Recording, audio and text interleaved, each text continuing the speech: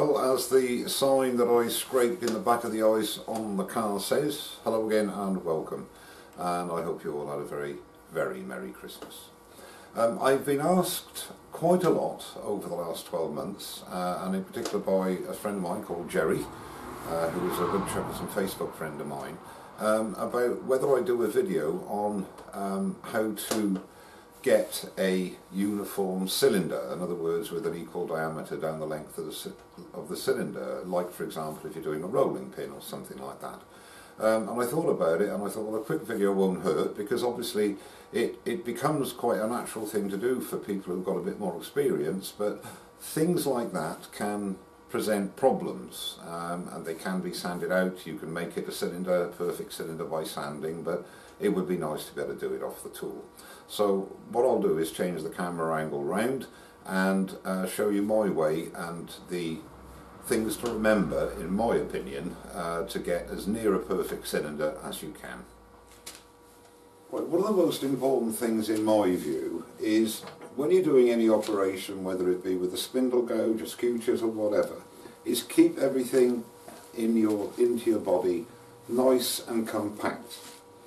Now if you're going to be running along, I mean this is about 9-10 inches long, not quite as long as a rolling pin, but the theory is the same. And always remember that you have sufficient tool rest at the end of your workpiece, because you don't want to be falling off the end.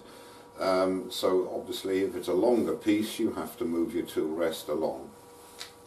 Okay, now the thing is that when you're trying to do any operation, it is far more beneficial and you get much better results if everything is nice and compact. So handle of your, this is a spindle roughing gouge, handle down in the thigh,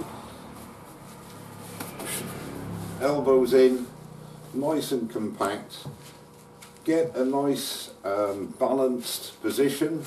I prefer to be in a more comfortable position at the end of the cut, because that way you're not sort of off balance, etc. So you can set yourself up, and on this particular tool rest there is a groove under here for you to run your finger along.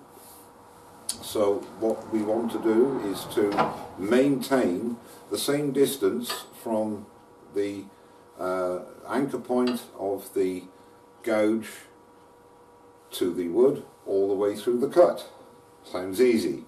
If you're using your hands out here and you've got it anchored down with your thumb, let's say, you've got your hands away from your body and you're using all this sort of business, it's very difficult to keep it stable all the way down the cut.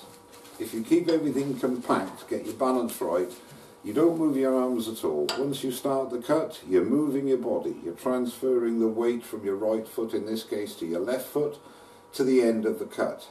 And that stays the same distance from your cut all the way down. And you practice. This is a piece of fence post, and practice on a piece of scrap wood. You don't want to be ruining a decent piece of wood when you're doing your practice.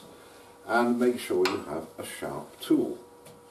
So again, when we're here, tool rest is as near to the work as is possible for you to feel comfortable working. And as I say, get your balance right. Bend your legs a bit, nothing too, don't be too stiff. And start your cut and move your body. Notice my hands aren't moving at all with regards to the cut, so it stays in line. The one thing that you'll come across, here's a big knot where the wood is obviously very dense there, but in most woods you'll have a variance in the density of the wood, so it's going to be cutting into the softer wood easier, so you might get a little dip in a valley.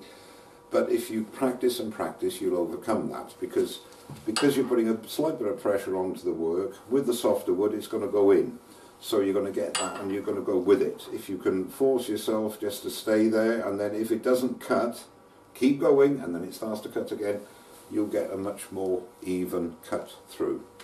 Okay, enough of that. I'll alter the camera angle now and we'll go ahead and you can see what I'm doing. So if you look down your tool rest and side that up to your bed bars and get that parallel with your bed bars. So we've lined our tool rest up with the bed bars nice and parallel.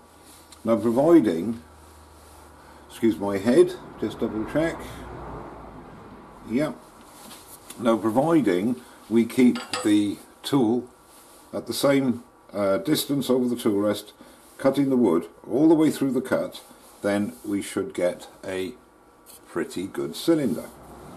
So what I'm going to do is to show you what can happen when you don't have that tight and compact movement when you're doing this with your arms, and I won't exaggerate, but I'll try and try and get a straight line.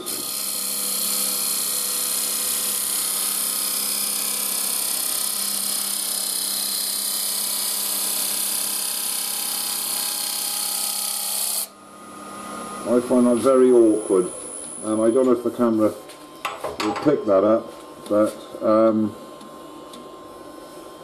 if I tighten this down at the ends, it's just fitting there. There's a fair old, there's no gap there virtually, quite a big gap there.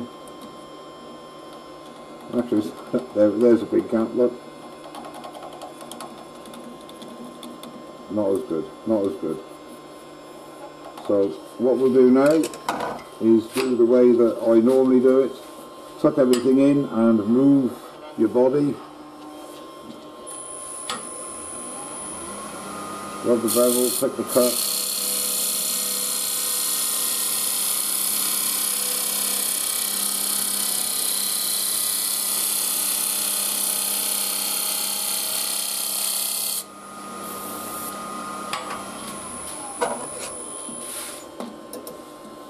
Right, tighten that up.